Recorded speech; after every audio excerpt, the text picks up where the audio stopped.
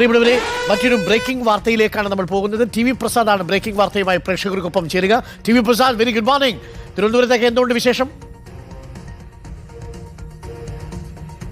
Good morning Arun. Good morning. തിരുവനന്തപുരത്ത് നല്ല വിശേഷമാണ്, മഴയില്ല, നല്ല അന്തരീക്ഷമാണ്. അതിനിടയിലാണ് പ്രധാനപ്പെട്ട ഒരു വാർത്ത പ്രേക്ഷകരുടെ ശ്രദ്ധയിലേക്ക് പെടുത്തണം നമ്മൾ ഉദ്ദേശിച്ചത് അരുൺ. അതായത് ഹേമ കമ്മിറ്റി റിപ്പോർട്ട് വന്നതിന് ശേഷം ഒരുപാട് വിവാദങ്ങളും പ്രശ്നങ്ങളും പൊല്ലാപ്പുകളും ഒരുപാടുണ്ടായിരുന്നു. നാട്ടിൽ ഒരുപാട് കേസുകളുണ്ടായി.